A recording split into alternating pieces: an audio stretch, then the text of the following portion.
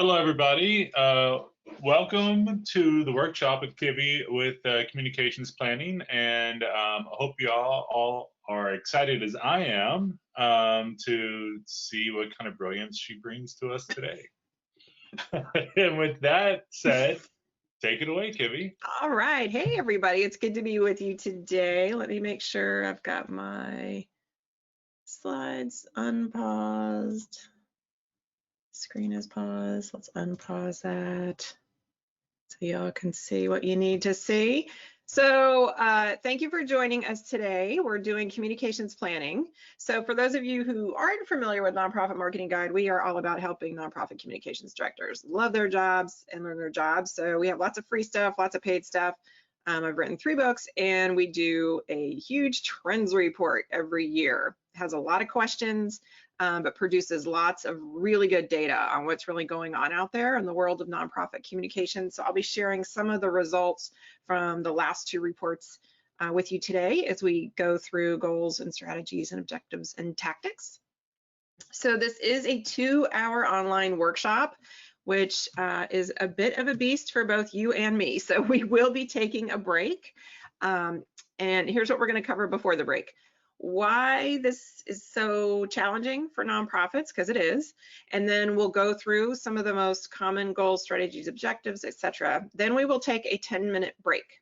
I will step away from the computer. I encourage you to do the same thing.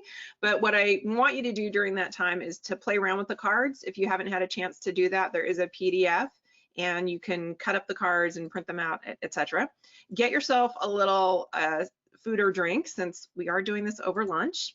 But please don't work. 10 minutes is not really that long for a break, especially if you're going to get yourself something to eat. So try not to get into your email. Try to hold off. And then when we get back from the break, we're really going to get into how you actually create the plan. So we'll go through some best combinations and play around with that quite a bit. And then if you do stick it out and spend the whole 2 hours with us on this workshop, we do have some prizes that we will give away to 5 people. So BCDC is going to do a random generator poll of names for me on that. We are going to do some word clouds. I love a word cloud. So we're going to use Mentimeter today. So grab your phone or open another tab, and you can see today's code on the screen. I think I'm doing this 3 or 4 times, and we'll be doing it here in just a second. So if you want to go ahead and get your phone or open another tab, you just go to menti.com, and then our code is 612410 today. Actually, we're going to do that right now. So let me go ahead and pull over our first one. So again, go to menti.com, either on your phone or in another tab, 612410. And the question is, how would you describe the state of your communications plan in just a word or 2? And we'll just sort of sit here and let that build. I'm actually going to go ahead and turn off my webcam. I'll turn it back on later when we are doing Q&A, but you don't need to see me looking around the whole time.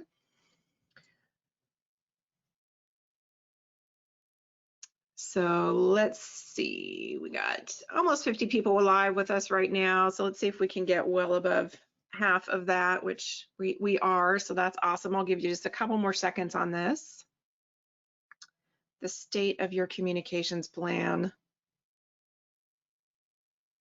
Scattered, last minute, non-existent, developing. Okay, I'm trying to see if we have any positive language in here, which I would not expect if you're signing up for a 2-hour workshop. This is pretty typical of people who are taking this training. They know they need something, and we're going to give it to you today. So good. Okay, so this is pretty typical. Again, don't feel like, you know, if you typed in one of these words, hopefully you can see you're not alone. And this is very, very normal. Okay, so I'm going to go ahead and pull that off. You can still type in the answers, even though I'm not showing it. These are the kinds of words, just like we saw on the word cloud: confusing, unclear, I'm disoriented, I'm bewildered. All of this is very normal. And there are reasons for that, especially in the nonprofit sector.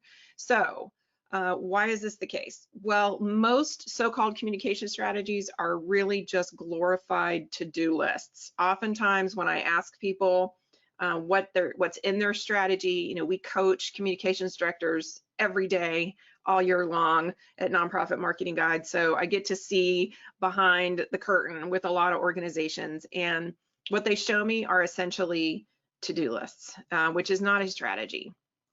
After this workshop, you will have the capacity to lead desperately needed conversations within your nonprofit about the big picture strategy, about getting beyond just the never-ending to-do list. You will have the vocabulary, you will have the knowledge, you will have the insights to really get your leaders within your organization to make strategic decisions about comms. The other thing that I often see, and this is especially true in more of the strategic plan kind of documents, is that they're very vague and way too wide. In fact, lots of communications or strategies, strategic plans that have a communications section, what it actually says there is make a communications plan. So that's not strategic at all. That's just really vague and wide, and again, leaves you without a lot of direction. So of course, people are just wanting to do all the things all the time. And, this has always been a problem for nonprofit communicators, and it is even more so now, right? Because everybody is trying to bring everything online.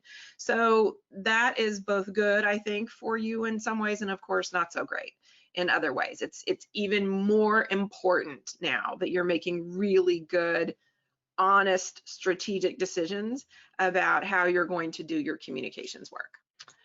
Okay, so again, after we get through this workshop, you are going to be able to choose. You will be able to say yes and no, and you will be able to decide on the strategies and what priorities are in it. And I will just say right now, of course, ideally you're doing this with your organizational leadership, but if they are not having these conversations with you, step up and make them yourself. If you've done any training with me before, this is my worldview for communications directors. Yes, you ask the questions, you encourage leadership to make the call, but if they are absent on this, you do it. And then you know what? Maybe they won't like it, and maybe they'll want to have a conversation with you then. You'll sort of force the conversation that way.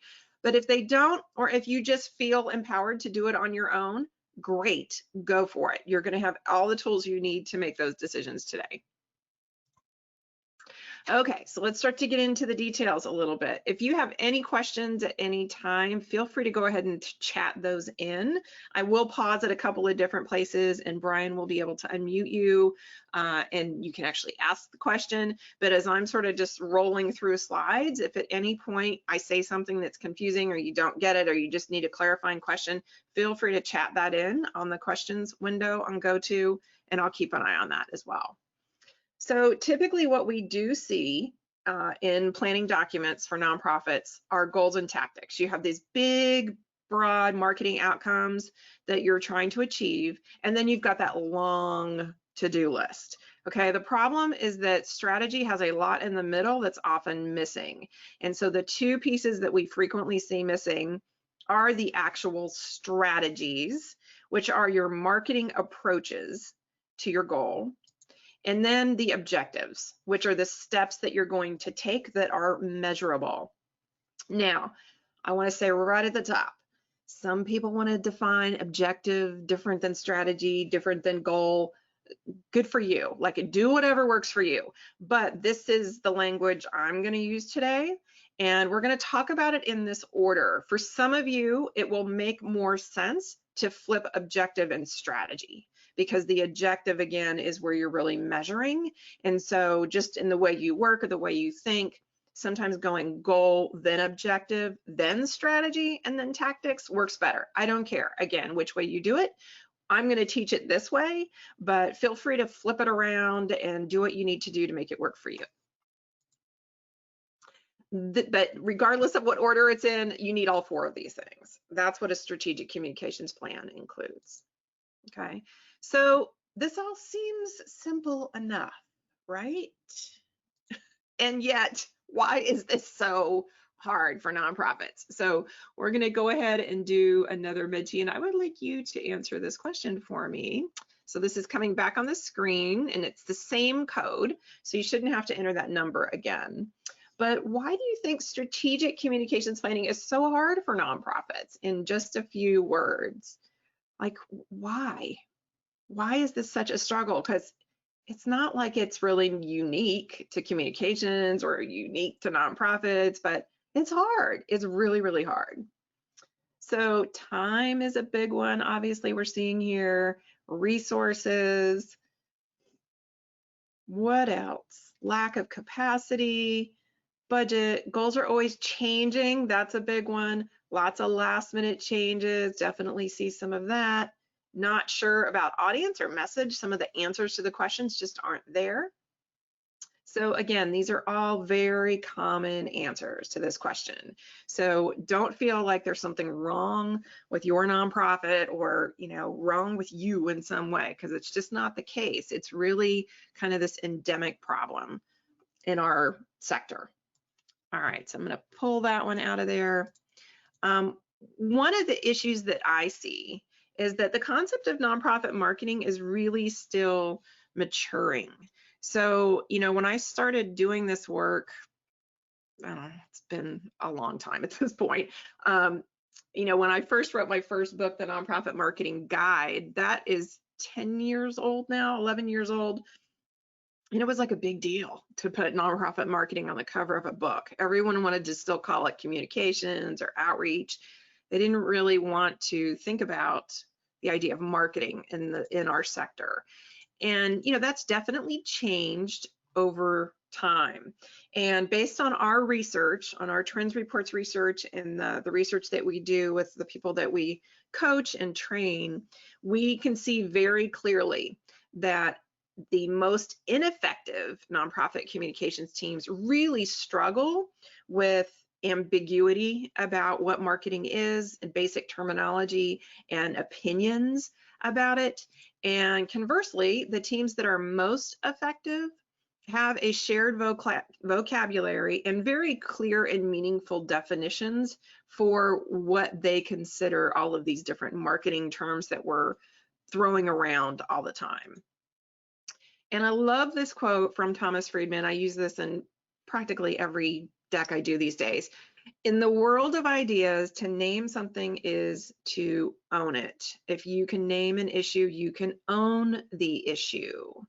And so what we're going to do in this first hour of the workshop is really name everything and define it for you. And what that does is it gives you an incredible amount of power. It gives you the ability to really lead conversations and to help own the issue. Because again, think back to all those words you just typed in on the last two mentees about why you don't have a good plan. It's because no one in your organization is really stepping up and owning it. And it's hard. What we're here to do today is to really give you that vocabulary so that you can own it. Okay, I'm giving you the nonprofit marketing dictionary in the form of a card deck. But you will have everything you need to know to be able to speak the right language, to help people understand the differences between all of these strategies and objectives and goals we're going to talk about today.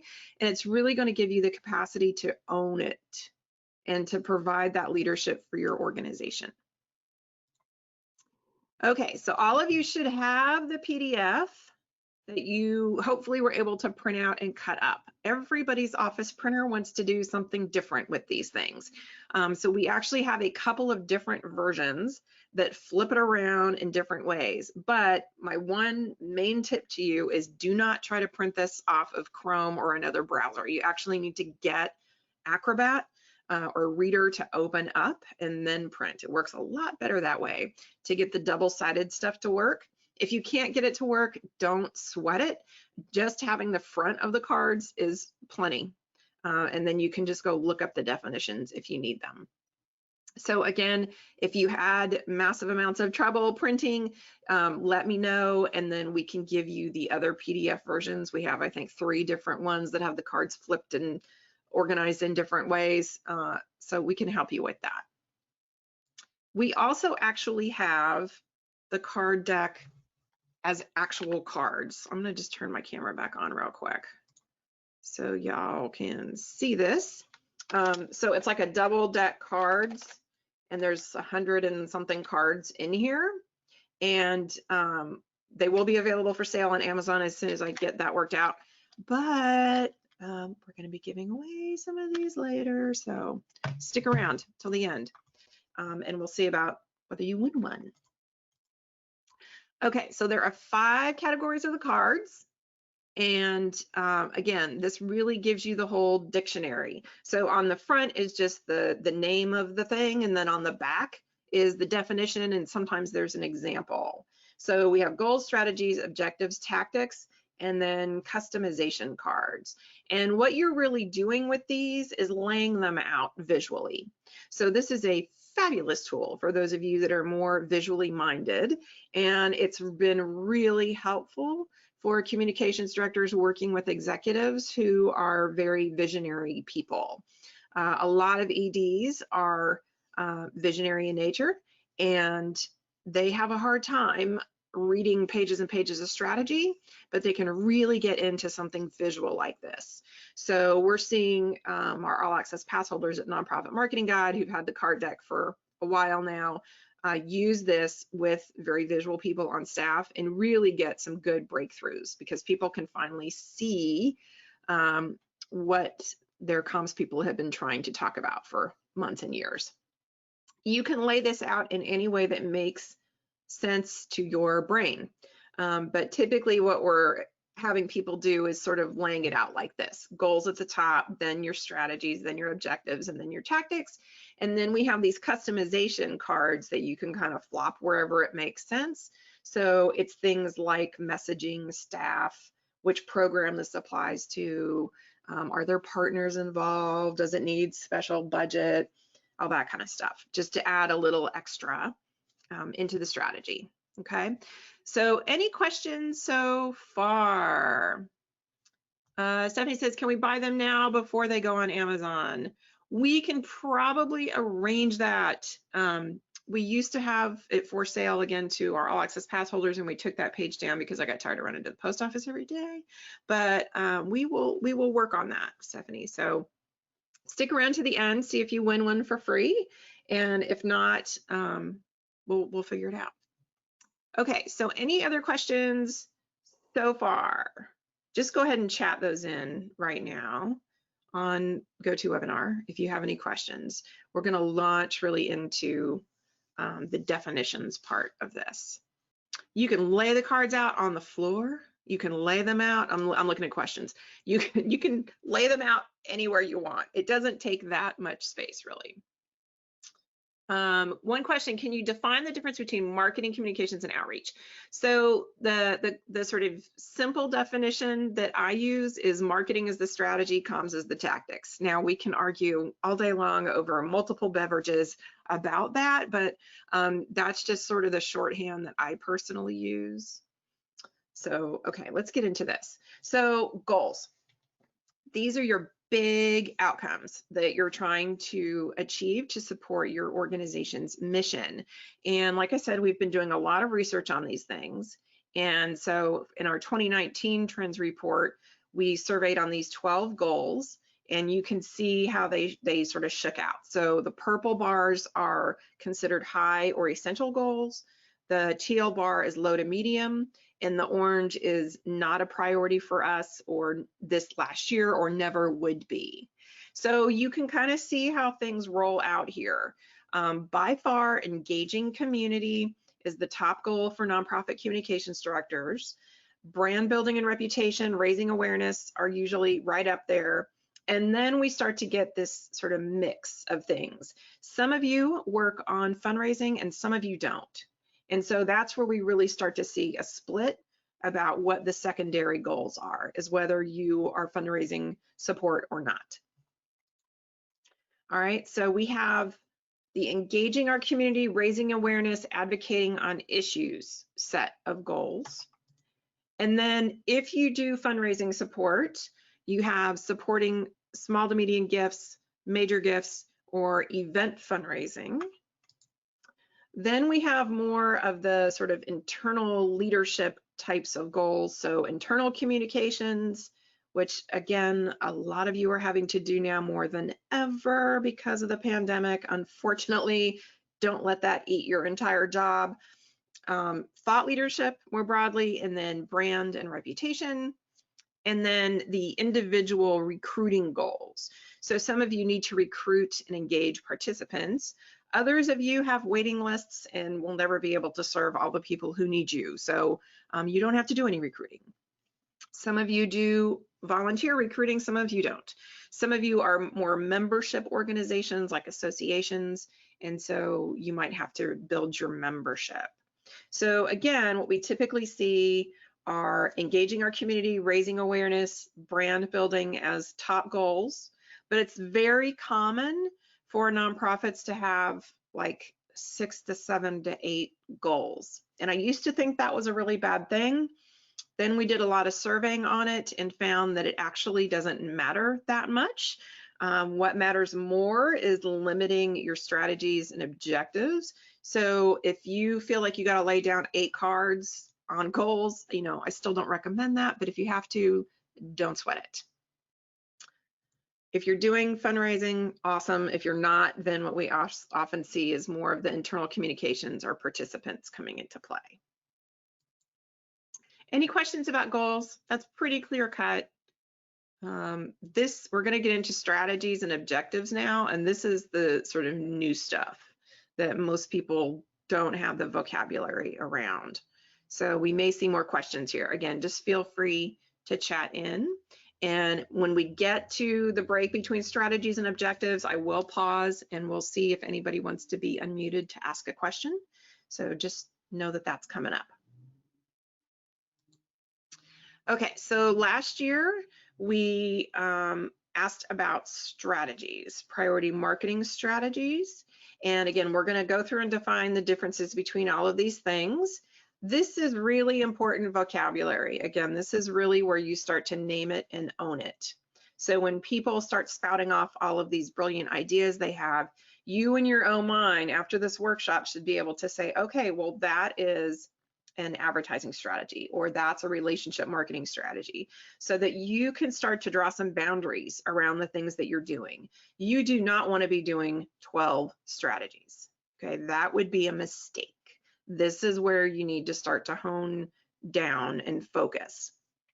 So we do see a tremendous overlap between permission-based and content marketing, so we'll talk about that. Virtually every nonprofit is doing permission-based and content marketing. Some are doing it better than others, but everybody's doing it. A lot of you are doing event or experience marketing, and a lot of you are doing relationship marketing. And then after that, it's, you know, kind of a mix of things. So again, let's go through what all of these things are so you can really understand the language. So permission-based marketing is giving content to people that have signed up for it. So this is your email list opt-in. It's people that are following you on social. They have agreed to get content from you. You know, there's some gray area and variation in there depending on what channel you're talking about. But generally speaking, it's the permission-based list, your email, your social, some of your direct mail, unless you're buying lists.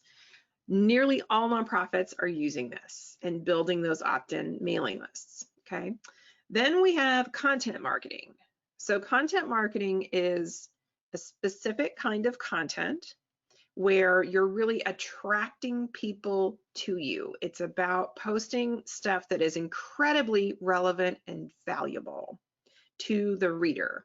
It's not just about you pushing out your advertising. That's a different strategy. This is about content that draws people to you. They really want to see it, read it, get it. They look for it. Okay, that's content marketing. So there's some overlap here, but they are not the same. And so it's really important that you understand the difference. So if we have permission-based marketing in this circle, and we have content marketing in this circle, and then we have some overlap. So on your GoToWebinar chat right now, tell me some examples of permission-based marketing that are not content marketing. go ahead and just chat in what you think might fall there in terms of the kind of content you're putting out or the channels or tactics you're using. It doesn't matter, but what might be permission-based marketing that is not necessarily content marketing. So event invitations, exactly, right? Because that's really more advertising. You're trying to get people to do something you want them to do. You know, some people may be crying out to come to your event, but odds are that that's really more an advertising strategy. A number of you are chatting in newsletters. So newsletters can go either way. Hopefully you are including some content that's content marketing in them, but you're probably also including some advertising too. So really think of permission-based marketing that's not content marketing as typically more of that kind of advertising content. Okay, so let's look on the other side now. So what would be content marketing that isn't permission-based marketing? Where would you typically see that? Blogs, right? So you guys are chatting in, okay? So, you know, social people are, yeah, they may see it, especially if you're putting ad money behind it or someone else is sharing it. You know, they're not opted into your list at that point. Social could be considered content marketing that's not permission-based, but for most of you, this is really stuff that's appearing on your website. So it ends up being a real search engine optimization strategy for a lot of you. It's the content on your blogs, the content on your main site, if that's different than your blog. And again, SEO. People are not opted into a list yet, but they're finding you through your content. And again, it can be social. It can be people that have not clicked the like button on your page yet and are attracted to that content. But we most often see it in terms of your blog or your website. So SEO is search engine optimization. That's what Google does when it's bringing people to your site. Now, of course, the sweet spot is in the middle between these two. You're often using content on your website, on social to draw people in. They opt into your list. How do they stay on your list? How do they stay engaged? Because remember, community engagement is our #1 goal. It's really about delivering that good content to them over your permission-based lists. So we really do want to have that sweet spot in the middle between these two strategies, even though they are not the same thing. And if you need more help, my second book is all about content marketing. So you can check that out and get more help there. Okay, let's shift gears a little bit, talk about events or experiences. And this can be a little confusing, particularly given how many events we do in the nonprofit sector. So what I'm talking about when I talk about events as a strategy is using events or things like tours, demos, house parties, etc., to promote programs and services. So going to the event isn't the end all be all, okay? If the event itself is the end all be all, I would consider that a goal. So like if you're doing fundraising galas or other fundraising type events, that's the fundraising event goal. It's not the strategy, okay? In this case, the event strategy is really just that introductory step to further engagement, typically with your programs and services. So if you're trying to get people to enroll in a program of some sort and you have a little kind of open house or introductory kind of thing, I would consider that event marketing. But the goal is not really to have a successful event. The goal is related to supporting the program, and you're just using events to get there. So it's a little confusing, but if you're supporting event fundraising, use the green card, the marketing goal card instead. If you're delivering programs and services via events, and you're just trying to get people to attend them, then you're marketing the events themselves as a program or service, but you're not really using event marketing as a strategy. You're using other strategies to market the events. If you're using events to market something other than donating, such as tours or happy hours to introduce people, then I would consider that a marketing strategy. Like, don't get too worked up about this. It's very It's kind of a nitpicky difference here, but just, think about the role that your events are actually playing in the big picture for your organization. Some of the other strategies, relationship marketing. So this is really about creating long-term loyal relationships. So those of you that have major donor programs are very likely, and your comms are responsible for supporting that, you're very likely using relationship marketing. So it's much more important to you that your organization has a relationship with that major donor year after year after year than whether they happen to respond to any given appeal or not, or come to any given event or not.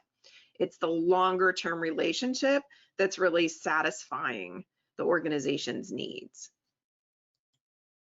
Partner or alliance marketing is when you're working with other organizations to jointly promote your cause or specific products or services. So sometimes we call this referral marketing or affiliate marketing or co-branding or cause marketing. Cause marketing is usually when you're working with a for-profit corporation.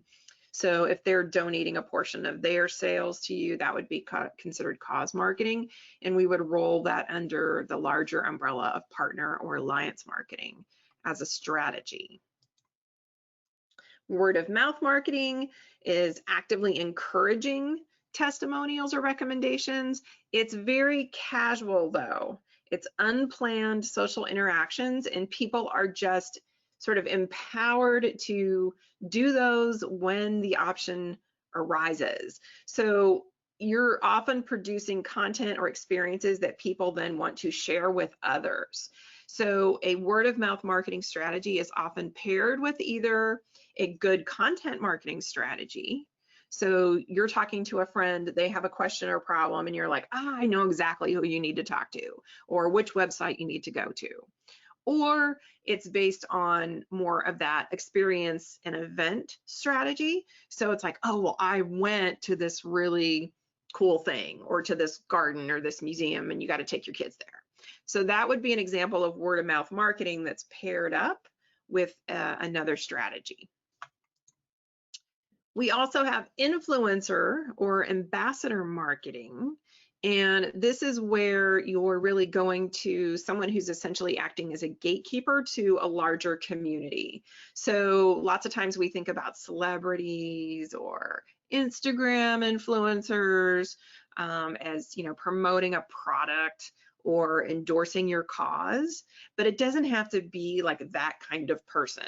It can just be the person in your town who is kind of that person who's at the hub and at the center of everything.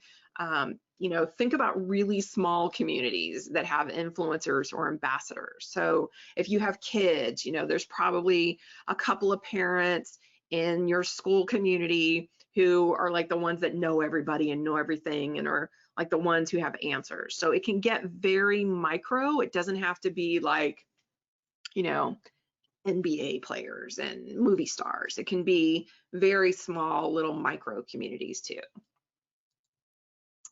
Then we have peer-to-peer marketing, which can sometimes feel a little bit like word of mouth, but the difference is that there's a ton more infrastructure that you're providing to make this happen. So when you think about people knocking on doors for politicians, that is peer-to-peer marketing. Okay, there's real grassroots organization and training of volunteers to go out and educate and advocate on your behalf. So anybody that's doing canvassing, we would consider that a peer-to-peer marketing strategy. There's a lot of support for people as opposed to the word of mouth, which is much more kind of casual and wait and see what happens. So there is a little bit of overlap between these things, these three strategies. So again, peer-to-peer is very actively organized and coordinated by the nonprofit. Word of mouth is much more casual. And then both of those involve many more people than an ambassador or influencer strategy. if you are doing an ambassador or influencer strategy, you know, you can probably name those 5 people or 10 people tops that you're really working with, whereas peer-to-peer and word of mouth involve many more people, hopefully, who are out there talking on your behalf. Couple more here, and then we'll stop and see how everyone's doing, take some questions. General advertising, you know, this is pretty clear cut. This is that other part of your content that you're sending out, typically, in addition to the content marketing. So it could be online, print, broadcast. It can be lots of different places. It can be as simple as flyers, all the way up to expensive paid advertising on TV. It also includes remarketing on social media or boosting posts. Anytime you're throwing money at an ad, definitely, but it doesn't have to be paid. Like I said, it can be like the flyers you're just posting around town. That would be considered advertising as well. You're trying to force yourself in front of people's eyeballs. That's advertising. Search marketing, related to search engine optimization, but again, you're paying for it. So it's really about gaining traffic. So it includes both the unpaid and the paid again. But rather than just throwing content up on your blog, you're really paying attention to where Google and other search engines are sending traffic. You're trying to optimize those pages for conversion. You're really paying attention to your relationship with Google, between your website and Google, and what pages they're sending traffic to. Do you have the right keywords? All of that. Unsolicited direct response. Okay, this is when you're buying lists, essentially. Unsolicited means people have not opted in. Direct response means you're calling a specific human being. So this isn't just blanket advertising. You're actually dialing a human or sending to somebody's address, snail mail.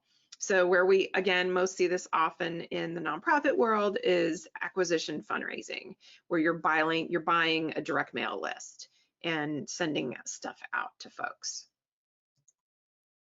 Couple more, I think.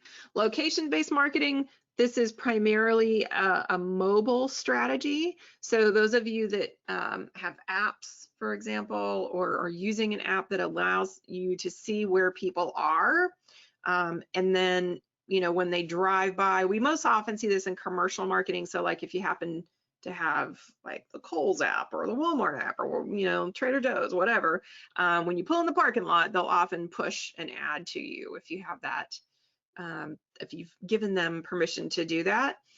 Where we often see this most in the nonprofit world is people who own physical facilities that people are touring around. So think about public parks, museums, that kind of thing, where you can download the app and, oh, I'm standing in front of this tree. What tree is this? Well, the app knows what tree you're standing in front of based on your phone, and it tells you what the tree is, or the painting, that kind of thing. Okay, so those are our strategies. So let's take a little pause here and just see if there are any questions about the strategies before we roll into the objectives. So I think, Brian, the way you've been wanting to handle this is to have people click the little raise hand button on their GoToWebinar control panel. And then Brian will unmute you. So does anybody have a question? You can just click your little raise hand button. Or if you'd rather not be unmuted, you can always just chat things in as well. Okay, yeah, it looks like Jeanette has a question. We can go and unmute you. All right, you ready, Jeanette? Yes. Hey, Jeanette. Hi, Kivi. We lost our communications director, and we have divided the comms tasks between 2 very competent people. And we've been having trouble making a unified goals. So one person is handling, and I think these are lower down. These are like tactics, but we think from the bottom up, unfortunately. One person is handling email blasts and our website, and another person is handling Facebook and our blog and our fundraising, and they communicate a lot, but I can't figure out who should make the plan. Maybe all 3 of us, I'm the director, from the top, so that the stuff at the bottom feeds into it. Did that make sense? It does. And, from a practical point of view, that's totally fine. I mean, you have to divide and conquer the strategy somehow, right? So dividing it by channel is often one way that people do that. It's not the only way to do it, but it's certainly a totally legit way to do it. So, but the thing is, all of that work needs to be feeding up into common objective strategies and goals. So you do need to make that larger plan together. And I think the objectives part might help you see how those things come together a little bit. So Thank see you. if the next section helps. Thank you. Sure. Great. And next question's going to be from Sarah. Hang on one second, Sarah, and I'll get you unmuted. Okay, you're ready, Sarah. Great, thanks.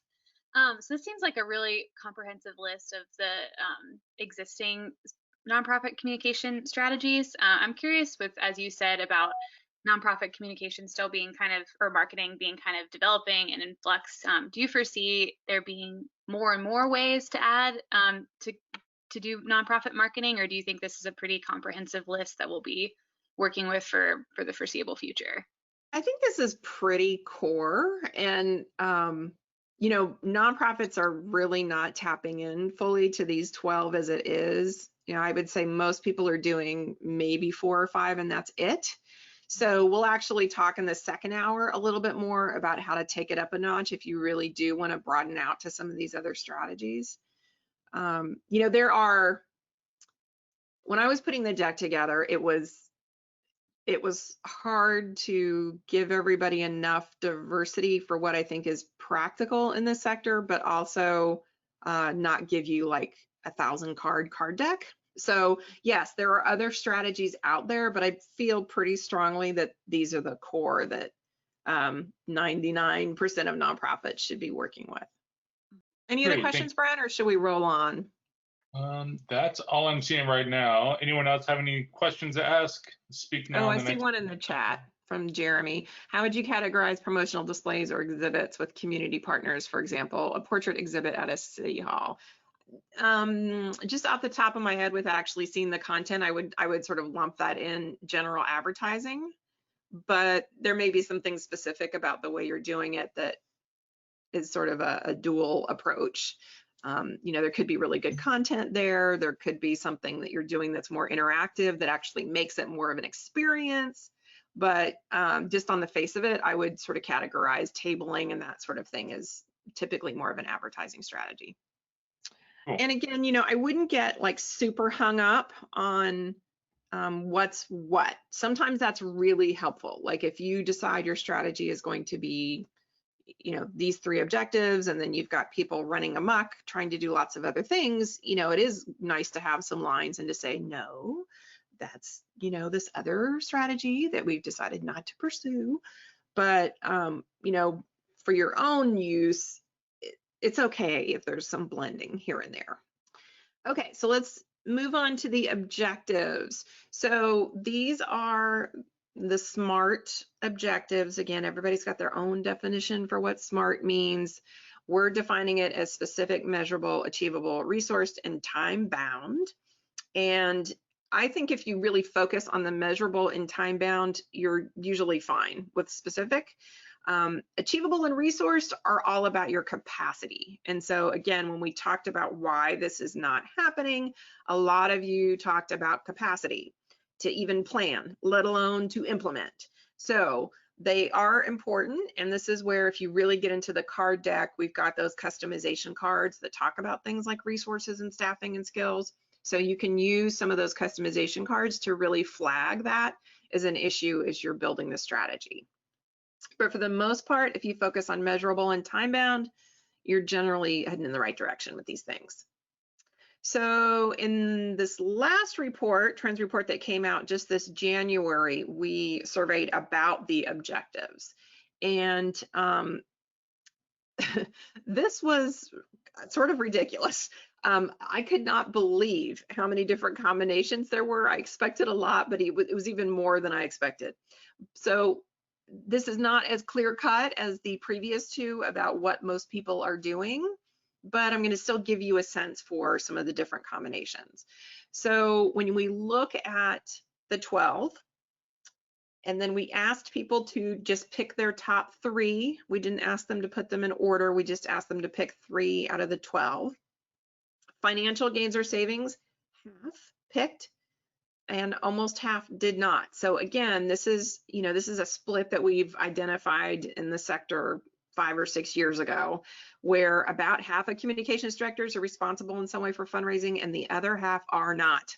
So it's okay. You just need to know which side you're on, because it really has a big effect on everything else that's in the plan. And if that's an ambiguous question for you right now, whether you really are responsible for helping fundraising or not, you need to get that answer, because that really does have a big impact on everything else in the plan. Another big one was participation levels. So that could be a fundraising thing or not. Numbers of people registering, taking some kind of action. It can be a program action, it can be fundraising. Expressions of loyalty. So again, this is really hanging on to people, that donor intent retention, long-term engagement, people who are staying on your mailing list and regularly opening for years on end. That would be an example of how to measure an expression of loyalty. And then you can see the rest of them here. So we'll go through these in more detail, but you can get a sense for what's most popular. Now, think about, this is the am I a fundraising communicator or not question. So if you know that you're responsible, at least in part, for helping to achieve fundraising results, then these are the most popular combinations that we're going to see. But again, there are so many different combinations. So this one in the upper left here, the financial gains, expressions of loyalty, and then people joining, subscribing, or following. So this is the opt-in, permission-based opt-in goal here. This is only 6% of the total combinations that we saw. There are just a lot of different combos. But again, these are the most popular ones. And if you're really going to force yourself to prioritize and narrow, this is the place I want to encourage you to do that. This is where the rubber meets the road. This is where, are we being effective? Are we achieving our goals or not? It's really expressed through your objectives. So good for you if you want to have 8 goals. If you want to have 7 strategies, it's not what I would encourage, but I'm not going to really, tell you you're wrong. I don't want you to have 12 objectives. That is insanity. So I really want you to focus here on just picking 3 cards. And if you have to pick more, I get it, especially when you start to bring other people into the conversation. But this is the place I want you to narrow as much as you possibly humanly can, because this is what's really going to drive a lot of your decision making about tactics, is whether that tactics is going to help you move the number that's associated with your objective.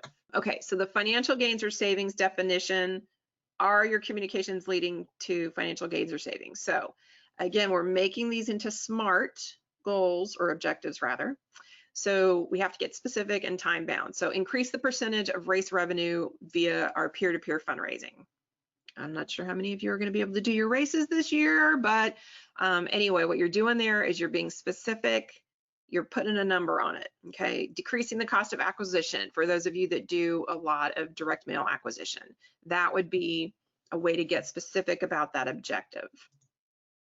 Expressions of loyalty. So this is again about retaining. So an example would be maintaining 75% donor retention rate this year. Or if you have a robust CRM, using the lead scoring tool in there to keep 50% of your list moderately to highly engaged.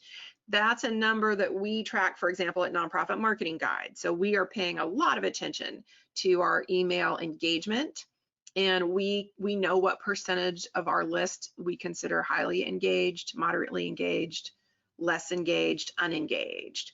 And we watch that number to make sure that it's either staying where it is or getting better.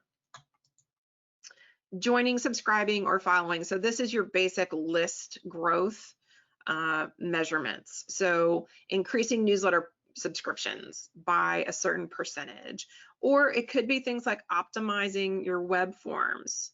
So a lot of your ability to build your list is related to actually your email list in particular is really related to what your website is doing. So paying attention to your website forms and conversions could be a smart objective. The participation levels, again, it's things like how many people are RSVPing, selling out workshops, but you can also do things like, again, going back to your CRM, how long is it taking people to activate on your list? So for those of you that do more advocacy work, you're getting people on the list, awesome. Are they just consuming content, or are they actually advocating? Are they calling congressmen, filling out forms to go to rallies, whatever it is that you're defining as an advocacy action? How long is it taking from getting on the list to activation? That could be an objective. For a lot of you that are doing event registration, marketing, etc., it really is more about participation levels in events, but that's not the only way to measure participation. Okay, so that was the objectives that are most often associated with fundraising goals. So now let's look at some of the popular combinations that are really tied more to engagement goals and not necessarily fundraising. There's still some overlap. So things like list building and participation are often on the list of engagement goals. You can see in most of these combinations of bubbles on your screen that joining, subscribing, following, or participation levels, or both, are in the little trio there. But we also see some additional objectives coming into play for those of you that really are focusing on engagement as opposed to fundraising. So let's look at some of those. Change in knowledge or understanding. So are you trying to get people to think, feel differently about your issues? So are you tracking that in some way? Beginners moving to an intermediate level. People are taking a quiz and passing. You can also do things like website metrics related to certain pages on your website. So if you're trying to get people to, I don't know, wear a mask when they go grocery shopping, you know, are you getting traffic to the pages about how to make masks, that kind of thing. You could look at new visitors versus returning visitors. You can look at things like length of time on site. If you have a page that's about something that's really important that you're trying to educate people on why they should change the way they behave, the way they think about an issue, or the way they feel about an issue. Are people really diving into that content on your site or not?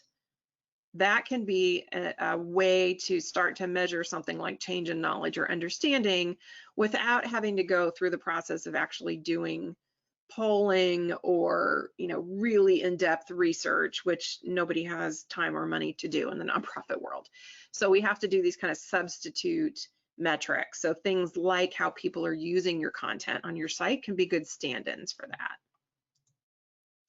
Increased demand or desire. So are your communications increasing demands, requests, desire for something that your nonprofit offers? So maybe on the programmatic side, you're trying to get people to schedule more appointments. So, you know, those of you that work in healthcare, for example, this is often a common one. You're trying to get people to sign up to get a breast exam or whatever it is. And so your marketing awareness outreach work is not just to throw that content out in the world, you're really trying to generate more requests for appointments. And so that would be the kind of thing that you could measure.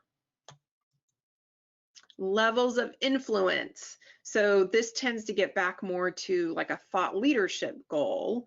Are your communications increasing that level of influence? And you usually want to get pretty specific about this. So level of influence with whom, and what does that really look like? So if your executive director wants to be a thought leader, maybe it's getting more speaking gigs or getting quoted in trade journals or mainstream media, whatever it is. If there's a topic that you're really trying to become a leader on, is your name starting to show up in articles about that? That could be different ways you could measure levels of influence. Change in tone or attitude. This is again more about how people feel. So it can be sentiment. When people are talking to you about things, are they talking about it in a positive way or a negative way? Again, public opinion polling is really good for this, but that's often way too expensive for most of you. So you can also do things like feedback surveys. That would be an example of measuring change in tone or attitude. Expressions of trust. Again, do people trust you to provide them guidance? For those of you that are working on really challenging issues or with people who are marginalized in some way, building trust is really important to that relationship. So do your communications help that or not?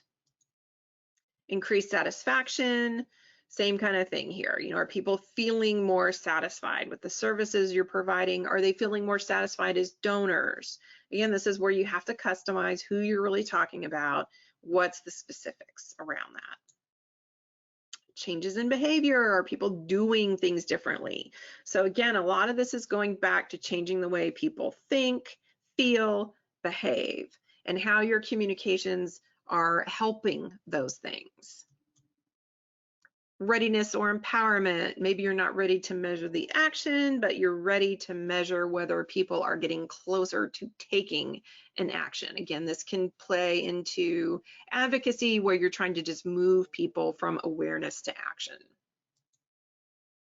All right, so those are the objectives. We are through all the hard stuff, okay? The strategies and the objectives I know were really new content for a lot of you. So let's take a couple of questions if we have any about objectives at this point. I am not going to go over a lot of tactics because that's the stuff y'all know. So any questions out there about objectives, Brian, if anybody's raising their hand or if you want to chat anything in? All right, looks like we have one here from Jeremy. Let me go and unmute you. All right, Jeremy, you're on. Hi, I was just wondering how, we're laying out the strategies and objectives and how that relates to marketing funnels. It seems like a lot of this would be related, but I'm just wondering how these concepts mesh on one another. Right.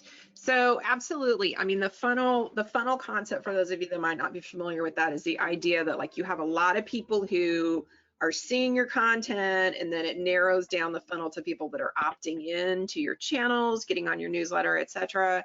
And then it gets even narrower to people that are clicking on your email, taking an action, really engaging with the content, all the way down to the people that do the thing you want them to do, whether that's donating or advocating in some way. So that's what we mean when we talk about a marketing funnel. And yeah, all of this is directly related to that, that the way that people go from the wide end of the funnel to the narrow, and what the markers are really your objectives, and your strategies are how you're driving people through the funnel. So yes, it's absolutely related. Does that make sense? Yes, that does make sense. Thanks. Okay, so tactics, that's all the stuff you do. I'm not going to belabor this. The big ones for nonprofits are website, email, social, PR, media, in-person events, and direct mail. Not a shocker there. So there are a ton of cards in the deck, tactical cards. Then you have these customizations that really let you add additional notes. When I first did the first version of the deck, I just had the 4 kind of core cards, and after getting a lot of feedback from our All Access Pass holders at Nonprofit Marketing Guide, they said, I really need a way to tweak this thing or make a note. And so we added all these customization cards that you can kind of throw in as you need. So we are about to take a break. So if you have any last minute questions, feel free to just fire those into me on the questions window. And I do want to go ahead and do one more Menti as we close out this part. So it should be the same code, 612410. How are you feeling now about your ability to name it and own it? Remember, that was one of my goals for you, is just to be able to understand your choices and to have the language to talk about them, to have the language to categorize all of the brilliant ideas that people around you have. It's a lot. I know it's a lot. The second hour is going to be all about how to apply it.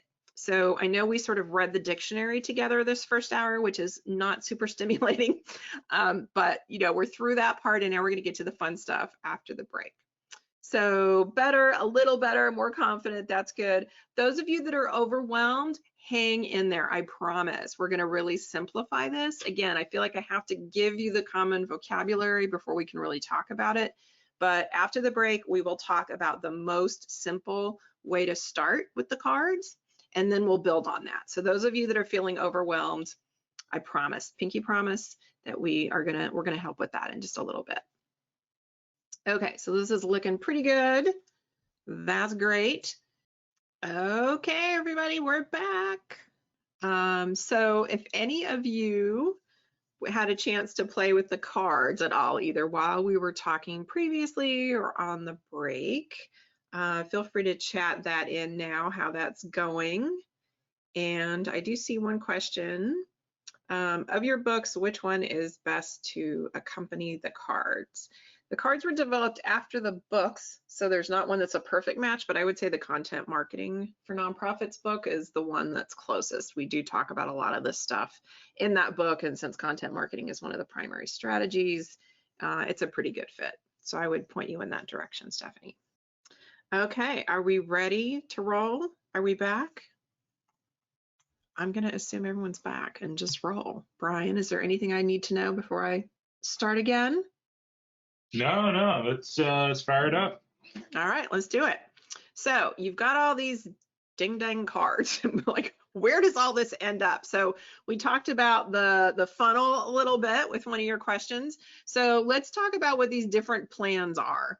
The actual paper that the result of your card playing may end up in. So there are several documents. When people say, oh, give me an outline for a communications plan, I have to ask some questions because that could mean a couple of different things. So here are those things that all together add up to your strategy plan, whatever word you want to use. So strategic communications plan is often a multi-year document that answers big questions like target audience, core messaging, the basics of the strategy, okay? Then you have your annual work plan that most nonprofits are doing, your program staff are doing it, everybody's doing it, you're doing it. And this is where we encourage you to do what we call the big picture communications timeline exercise. You're putting the months on the board or on a big piece of paper, January through December, whatever, starting wherever makes sense for you. Some of you are on the summer fiscal calendar, whatever, but you got your 12 months and you're just sort of pegging the different things that are happening throughout the course of that timeline. So it's really the life and times of your nonprofit and how that affects your communication strategy. Then you have all these individual campaign or project plans that are associated with your different programs, your services, your fundraising campaigns. They all have like their own little baby plans. All of that has to come back together into one editorial calendar where you actually talk about what's going out, when it's going out, okay? And then it peels off again because each member has their own to-do list, each member of your team. So let's just look at these in a little bit more detail really quick and how the cards fit in. So this is the outline that we suggest for that's typically more of a multi-year big picture marketing strategy. So the cards come into play in a couple of different places here. So your green goal cards are your marketing goals, your yellow are your strategies, orange are your objectives, blue are your tactics, okay? So that's all going into there. If you're playing around with the customization cards, you can see where that sort of rolls into a bigger strategic document. Then you've got your annual work plan. So again, as I said, the big picture timeline exercise is what we recommend you do on an annual basis. And the idea here is that you're just filling in, again, the life and times of your organization. So we have you put events that are both within your control and out of your control below the calendar. You can do this however you want. This is just sort of the framework that we recommend. And then like an example of an event out of your control would be when school starts, or first freeze, if weather is important to your organization, that kind of thing. And then events within your control are your program events and your fundraisers typically. Then above the line, you have calls to action. So what are the primary things you're asking people to do throughout the year? How does that vary? Story arcs, topics that you're looking to talk to people about over the course of the year. You map all of that out. Okay, so I think this is a really helpful, again, visual exercise. So much of the communications problems we have internally with our staff who don't do communications work are because they just can't picture it in their mind's eye. So any of these visual tools that we can use are super helpful. Then you have your individual project plans, and this often takes the form of what we call in the communications marketing world a creative brief. So you get really specific about the tactics, but also some sort of goal, objective, strategy language as well. But it's really about, okay, why are we doing this? What's the specific goal? What's the tone? What's the thing supposed to look like? So you're getting down to the nitty-gritty details with your program staff and or your fundraising staff that you're working with. And we've got more details on all of this stuff on our website. So those are the links you see at the bottom. And then you have your editorial calendar. We spend a lot of time talking about editorial calendars in Nonprofit Marketing Guide. So you can do those in either calendar or spreadsheet format, but the three core things that an editorial calendar has to have are what's going out, when is it going out, and which communications channel is it going out in. Whether you use Excel or Google or Asana or Trello or Basecamp or whatever, it doesn't matter. You can organize it however you want and still have it be an editorial calendar, but it has to have what content is going out, when it's going out, and in which channels. You can add all kinds of other stuff to it to make it more in depth. It's just really up to you. Then you have your to-do lists. So these should really be written down. Ideally, I think this is even more important now with everybody working remote, is to have some kind of system for tracking assignments and deadlines.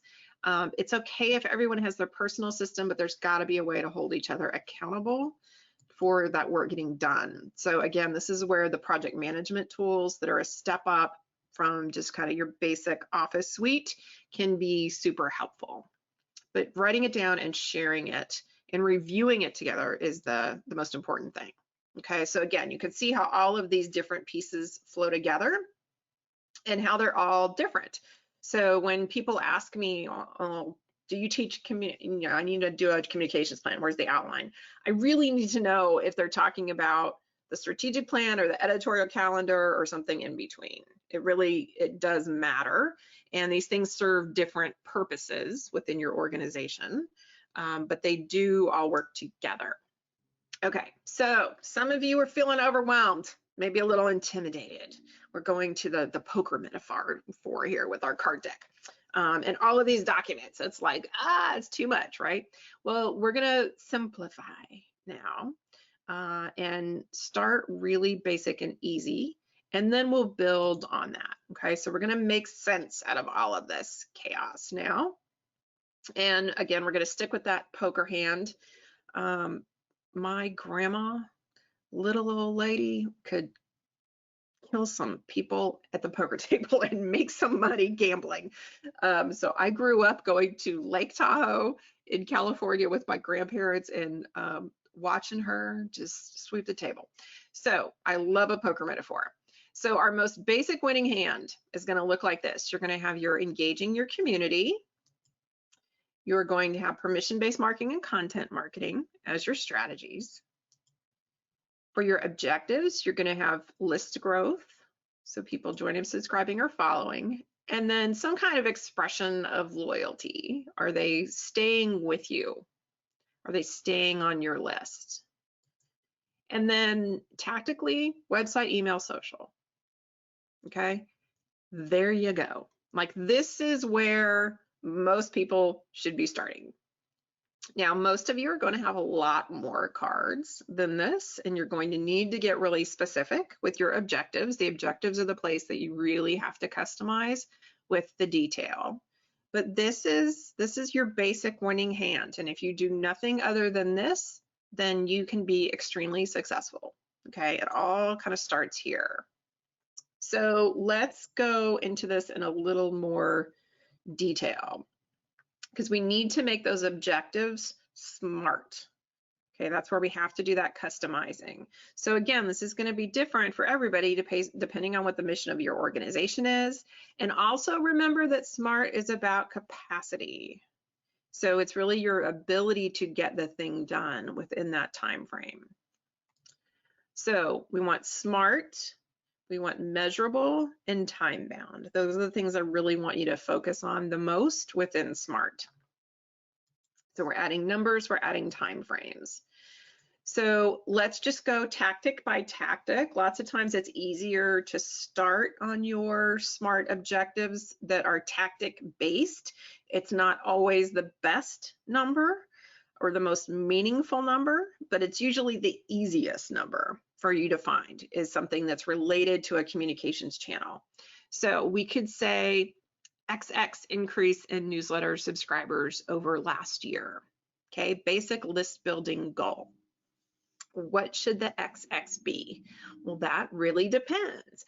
For those of you that are relatively new at this and haven't done a tremendous amount of work before, your number could probably be higher. There's probably some kind of low-hanging fruit that you can grab as you really start to build a strategy and implement it. For those of you that have been doing more aggressive email marketing for years, and you know, it's just harder at this point, the sort of diminishing returns, that number would probably be lower. So I would say typically what I'm seeing is a 20% increase would be the high end, and something even like 3 to 5% for a more mature organization would be the low end. Now that would just be averages. Like there's always specific circumstances that make the number different for each person. So you really do have to customize this for your organization. You could also look at your open rate, and you can set floors and ceilings for these sorts of things. So maybe you say maintain an open rate over 25%, and you don't worry whether it's 26 or 27 or 28 or 29 or 30, you don't care as long as it's over 25.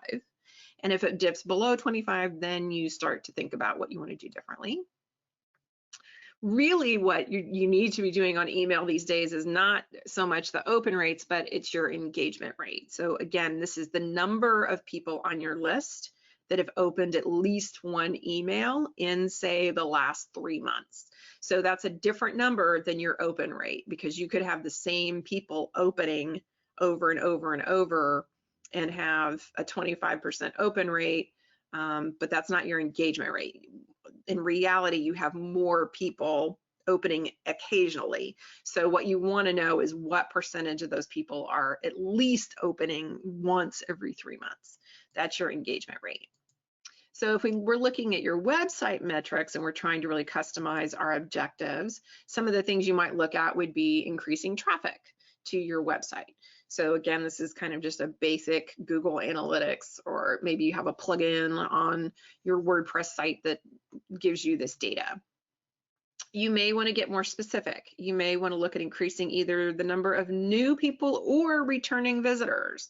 Returning visitors can be a sign of that longer term engagement that you might be interested in, or really people, you know, going deep into an issue if you're trying to raise awareness about something.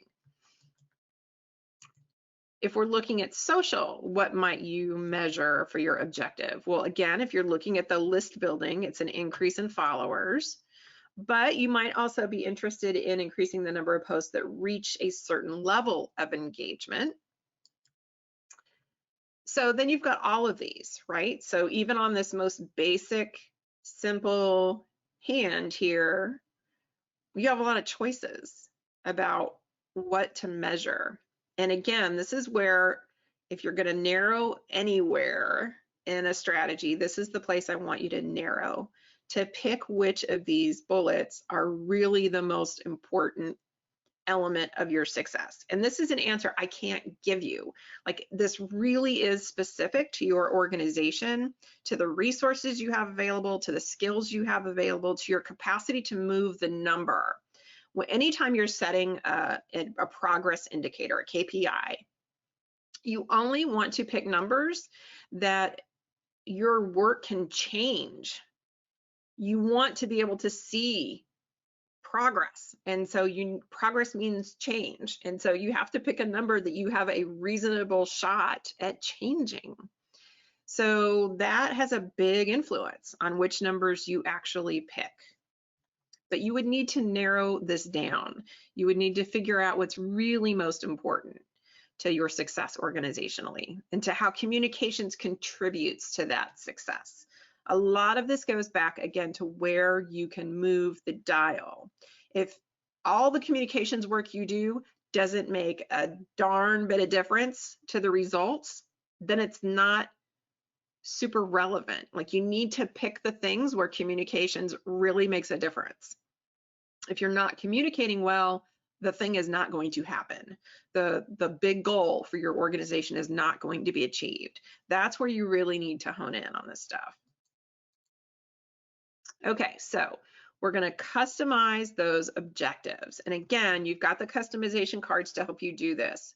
So you might want to be really specific about your target audience, or the messaging, the things you're talking about, or how you're going to go about doing that with different resources that you're going to employ or need. So on the who side, you can break it down further. Is this about our participants? Is it about supporters? Is it about influencers? PSI is kind of how we talk about community. This is in the Content Marketing for Nonprofits book. We sort of break it out this way. When you're talking about what you're communicating about, it might be a particular message or point of view. Those of you that are really trying to get people, again, to think or feel in a certain way, you could indicate that with a message card. There may be a specific call to action. There may be a particular program or service. So again, these are just ways to customize. Resources, it's all about time and people, but also potentially policies. Maybe you need something changed in the way either your organization operates or the world at large operates in some way. So we're going to customize the objectives with some of that content. Okay, so who is this community that we're engaging and why? That's what you really need to answer. Is this really community engagement because you're trying to build a bench for fundraising? So again, this goes back to you knowing whether you're really a fundraising communicator or not.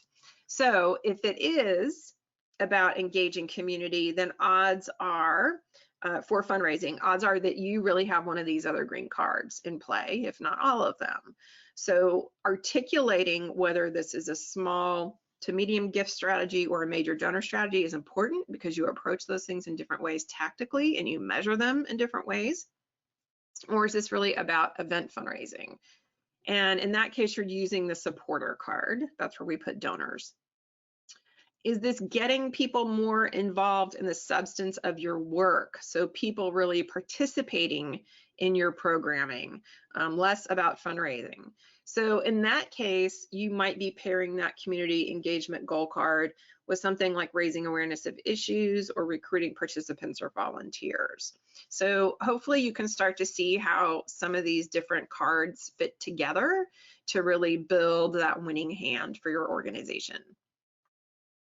If this is really about engaging a professional community and raising visibility of your organization with other influencers on your issues, then odds are this is more about things like thought leadership, brand, and again, potentially raising awareness of issues with that professional world. So again, especially with that engaging our community card, I really encourage you to pair it up with another goal because engaging community is a little too vague. It doesn't really give you the direction you need to create a good strategy. Okay, so let's look at the fundraising goal. So let's say we're going to do small to medium gifts.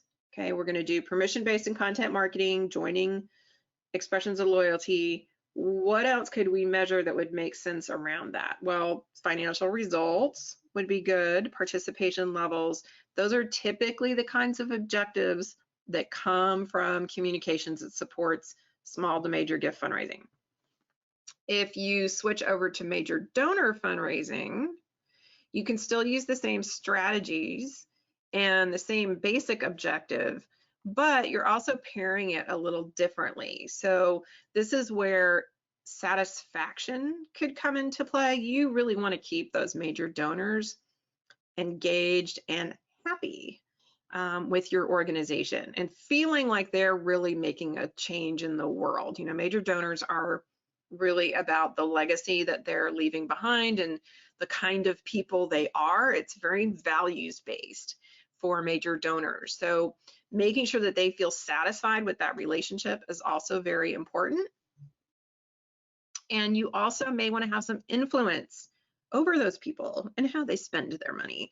So that also may be an indicator of success. Are your communications helping your organization be more influential with your major donors? Okay, do you see how we're really starting to get to the core of the issue about why you're communicating and the choices that you're making? When you get into this level of decision making with objectives, it has this profound effect on your to-do list. It's not just the kitchen sink anymore. It's not just every brilliant idea that somebody comes up with, like while they were talking to their cousin's friend's sister-in-law. It really gets strategic because you're trying to do very specific things. So let's say we are raising awareness of our issues, okay? So we're still kind of the basic strategies, basic objectives, but how would we tweak that a little bit? In this case, I would probably throw the change in knowledge objective in there because, again, how do you know you're raising awareness? Well, you got to have some indicator that you're actually changing people's knowledge or increasing their readiness in some way to do something. You may not be ready to measure that they're actually doing it yet, but you want them to be prepared to act in some way, okay? Thought leadership, let's say that's the goal that you're adding onto your community engagement. Then your objectives, again, would probably be something related to influence and likely something related to trust as well. You have to be trusted in order to have a thought leadership strategy. People won't trust you, then you have no thought leadership. So it's really about influence and trust together. I'm just looking at some questions. When I developed this, I swapped the second and third row. Is that okay? Yes. So like I said at the beginning, some people prefer to do objectives and then strategies, and that is completely fine. It really is kind of a yin yang sort of thing. So I teach it in this direction, in this order, but by all means flip it if it makes more sense to you and it's easier for you to create. Lots of times you will start from, I think like Jeanette was saying earlier, it's easier to start at tactics and work your way up. So that's all good. You know, do it however it makes sense. The main thing is that I want you to have all 4 color cards in the strategy. You have to have all 4 pieces. It matters less kind of what order they're in. Okay, so that's the basics. So for those of you that were feeling really overwhelmed by all of this and you were like, oh my God, she's giving me 100 cards, like, can I just throw them in the air and run? Just go back to those previous slides. That's all you need. Okay, you've got it right there. Just customize that for your organization and you're good. Now, those of you that are ready to, you know, move away from the pair and really start getting into straights and flushes, we're going to talk about some next level winning here and how to really diversify your strategy beyond just that kind of basic stuff. So again, we talked about this previously when we were doing definitions. These are the most important strategies for nonprofits. And what I'd encourage you to do is think about them in a different way or more thoroughly. So we know, because we do a ton of research on effective versus ineffective, a lot of our trends report research is like, who's doing well, who's not, what's the difference? What's the real difference between effective teams and less effective teams?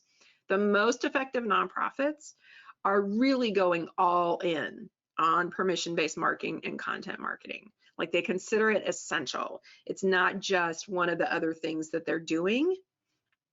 They really understand it. They understand, remember those overlapping circles where some of it was just permission-based, some of it was just content, and then there was that happy place in the middle with the heart. The organizations that are most effective get that and live it. They really understand it, and it's essential to them. Those organizations are also more likely to be investing into an advertising strategy, and typically a paid advertising strategy. So this is where, you know, when you look at the difference between nonprofits that are really rocking their marketing and those who aren't, do you have a budget? And are you spending some of that budget on advertising? And to a lesser extent, search marketing. That's where we see people really start to kind of cross over into more effective work. So let's talk a little bit more about how we could also diversify those strategies. So right now we have the engaging community and the small gift fundraising. So we're going to keep permission and content marketing. We've got our objectives there, but what else could we do to really take this up a notch? Well, you could add event or experience marketing, or you could add general advertising, okay? If we paired, instead of fundraising, if we paired our engaging card with awareness of issues, then in that case, I would probably add search, influencer marketing, maybe some peer-to-peer. Again, it depends on the kind of organization you are, whether you have access to a large community that could do peer-to-peer marketing for you or not. And then also your ability to tap into those influencer rings, again, whether it's, you know, big famous people or just like the people in your little community that are the hub folks. You just have to be able to tap into that to make this strategy work. Another way to take it up, in addition to broadening your strategies, is to really rethink your tactical approaches to your plan. So that would be a different approach to taking it up a notch. So this is where it's about prioritizing and saying yes and saying no. We talk a lot in our coaching programs at Nonprofit Marketing Guide about how to say no as a communications director, what that really looks like, how you do it, because strategy is all about yeses and nos and boundaries. Talk a lot about boundaries. So you want to say yes to a couple of things and no to a bazillion things. That's what strategy is, and that's what boundaries are too. Boundaries are yeses and nos as well. So it's really important for you, if you're going to be effective and successful, to embrace this concept and to feel the power of no, and to get comfortable with it. So which tactics really matter the most? Okay, that's a hard question, right? You're doing all the things all the time. Which ones really matter the most? And do you really have to do all these things in order to reach your objectives? Doubtful. Again, this is where the power of the objective really comes into play in planning, because once you have that specific number that's time bound and that's resourced properly, you have really set the mark. You've drawn the line in the sand, you know where you're trying to go, and now it's about getting there. And some tactics are going to be helpful and others are going to be kind of a waste of your time. And again, I can't tell you what that combination is until you tell me what your exact objective is. But once you have that information, it becomes a lot easier. So let's look at some different ways that you might prioritize your different tactical choices. So here's a bunch of the cards. This isn't even all of the tactical cards, but this is a bunch of them. So let's say that you are really leaning hard into a content marketing strategy. You are a content machine. So you are just slamming out the blog posts and the social media posts, and you're doing all kinds of great stuff on Instagram stories, and you're just emailing all over the place. You're just rocking it with the content. So some of these are going to be more important to you than others. Okay, odds are that you're doing blogging and graphics and advertising and tools and downloads. But even then, you know, it's important to narrow. So which are going to be most important? And you have to really decide for yourself. Like some of you should probably be doing fun interactive things like quizzes and problem solving tools and downloads. And others of you may be more kind of heady where you're doing a lot of long form content, blogs, etc. Maybe you're doing more video. Everybody's doing more video now. That's actually one of the benefits of the pandemic, I think, is it's forced a lot of nonprofits to just finally do some things they should have been doing all along. Video definitely is on that list. Let's say you're less of a writer, graphic design person. You're more of a people person. You don't want to sit around all day making stuff. You'd rather just talk to people about it. Well, your strategy is going to change then, and the tactics that you use are going to change. So you'll probably still use email and social, but you're going to really embrace more storytelling, more platforms that allow you to connect one-on-one. So things like instant messaging, direct messaging on social, hosted gatherings, visitation, personal public speaking when you're getting out with people, more kind of testimonial people-to-people communication as opposed to just content that's out in the world. And yet again, we want you to focus. So you need to pick which of these would be the priorities. And I encourage you to put them in order. And there's no ties. There's a 1 and a 2 and a 3. There's not 3 number ones. So even if it's just an internal thing that you do and keep to yourself, put them in order, 1, 2, 3, 4, 5, and know in your own mind what's most important. If you're heavy online, which everybody is heading this direction right now, whether you wanted to or not, again, some of these things are going to be more important than others. And once more, it's about priorities, okay? So you're playing with the cards, you're going through all this stuff. How many cards should you have? This is, again, one of those questions that's really hard for me to answer, but I got asked so many times, I felt compelled to make up an answer. So my starting point answer is that for every full-time person you have on communications, you get 10 cards for that first full FTE. If you are a half-time person on comms, you don't get 10 cards. You need to be going back to the basic strategy where we just had like 7 cards. But if you have a full-time person doing comms, see what you can do with 10 cards and then add an additional 5 for every full-time person you add. Now, of course, you know, this has lots of variation. It really depends on which cards you're talking about because some of them work better together than others. Some of them don't create the same amount of work. But, you know, I hate being the kind of consultant that says, it depends, every single answer to every single question. So I tried to come up with a number for you there. Let's talk about some other ways that you can use the card deck. So like I said, our All Access Pass holders have been playing with this thing in one version or another for a good long while now, at least probably a year. And so we've seen them do lots of fun things, both in terms of their own internal planning, but also in like retreat settings where you're trying to educate people about communications and the vocabulary. You can start in different places with it.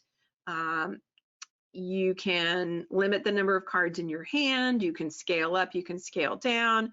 So fun exercises when you're just trying to get people to understand the differences between these things is to sort of randomly give them cards and help them like talk through how those could work together. So again, that's more of an educational exercise as opposed to an actual strategy development process.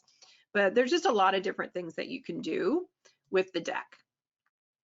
Make sure that you're adding your own specific details. Use those customization cards. Make up your own cards. In the card deck that we had printed, there are blank cards for all of the 5 categories. So you can, you know, get a little dry erase marker and write on them to do what you need to do. mind map it. You know, if the sort of, I don't know, it almost looks like solitaire in a way, the way that I built it out, if that just does not work for how you think visually, it's okay to go sideways like I did on the screen today, or whatever, you know, do whatever works for you. People have taped these to a whiteboard and move them around that way. So you can do whatever works for you.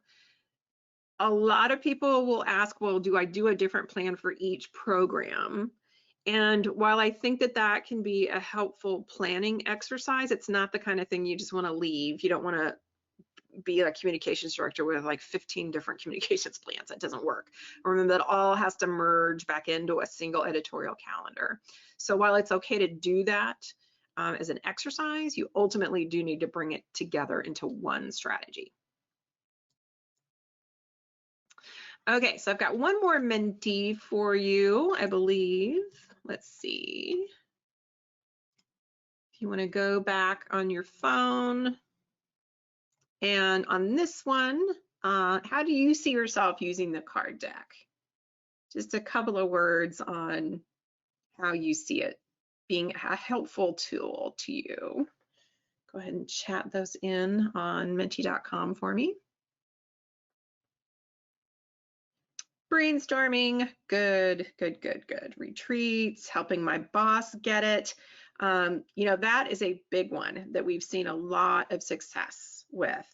Again, you have a lot of visual leaders that, you know, use, oh, I sent them the plan, they didn't read my 2-page plan, and you get any feedback on my 17 paragraphs. It's like, those people cannot digest your 17 paragraphs. They need something visual.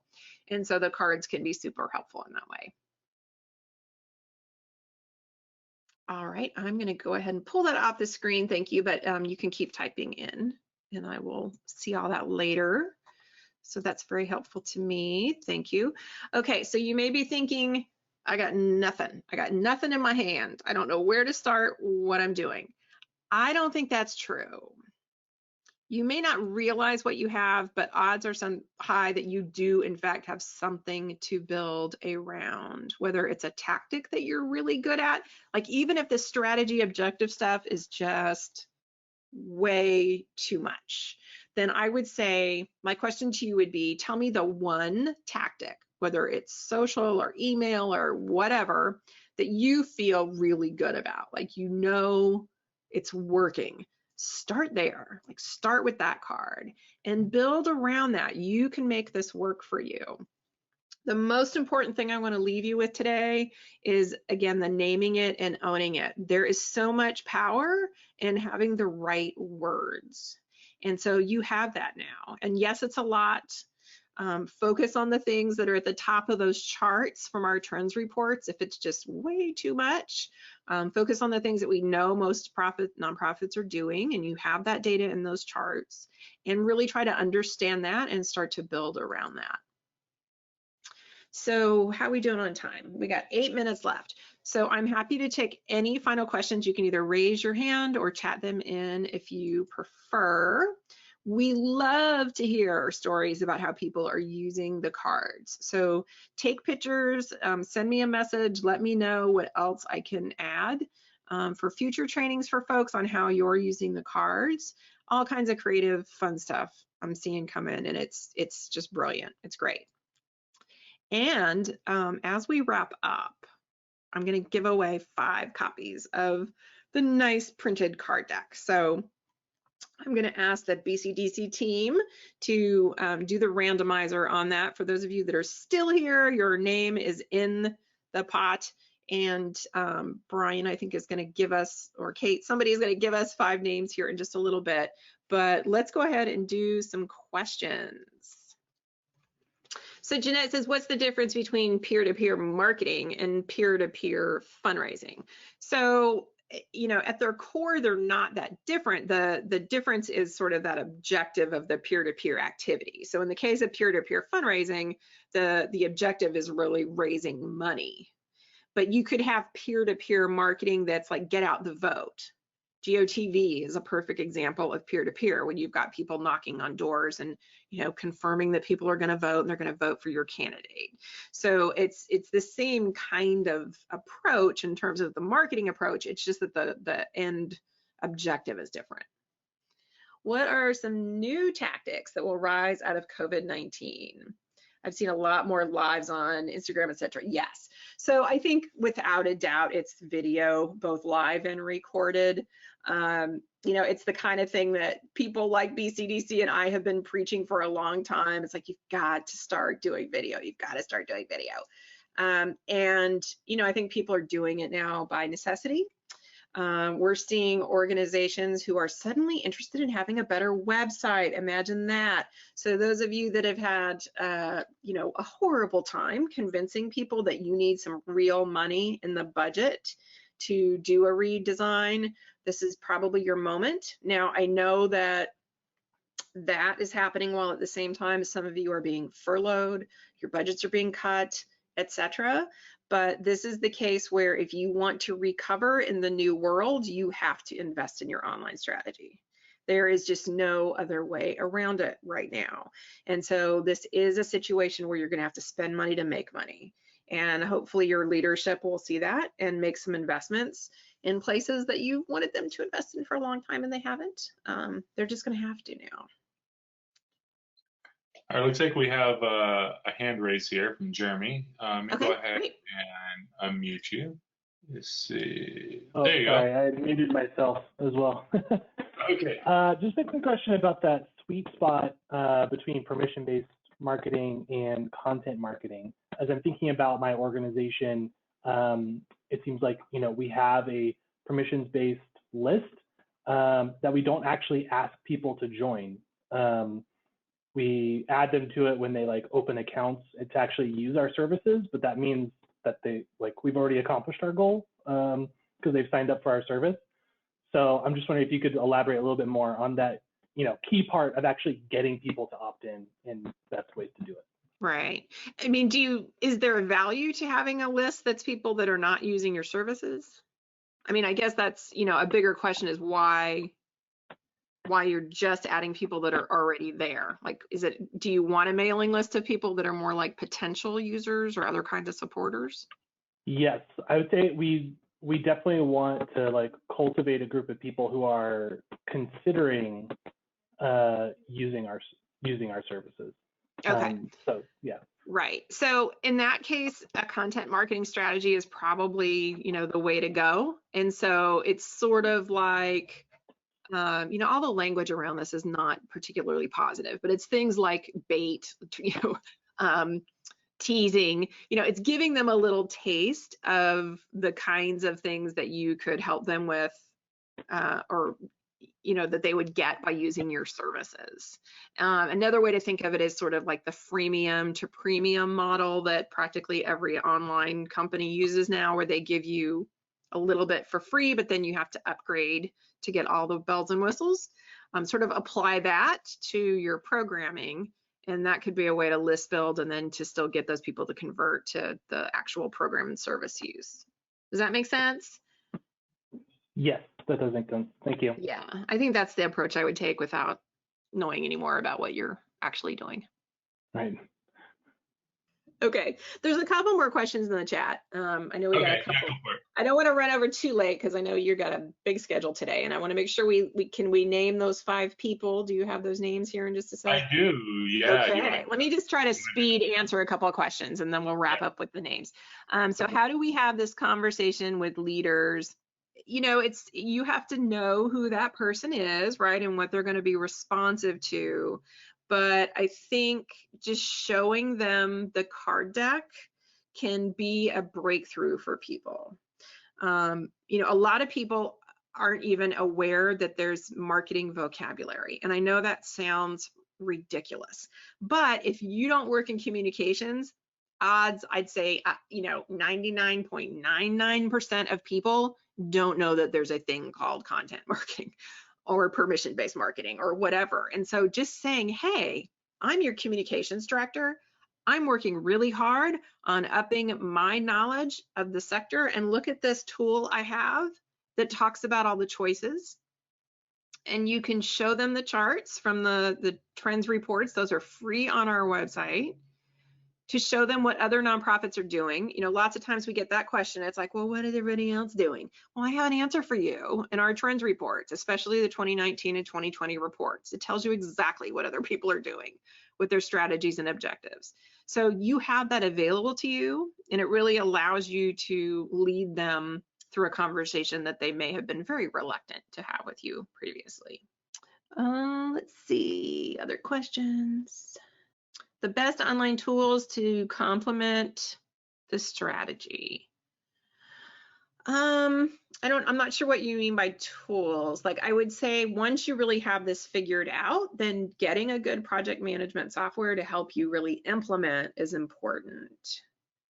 In terms of tactical tools, again, it just sort of depends on what you're trying to do. You know, if you have a strong social strategy, then there may be social management tools like Hootsuite or Buffer or Edgar or whatever you want to use to help you with that. I think we might have got them all, Brian. So do you want to go ahead and announce our 5 winners? And Brian will need your address. I have to mail these things through the US Postal Service. So we're going to need the address where you want to receive the cards. Yeah, so here's our winners, and I'll go ahead and put them in the chat too, just in case people can't hear me very well. And then we'll follow up by email with the winners, get your address so that we can get to you wherever you're at right now. So our first winner is Angie Clark.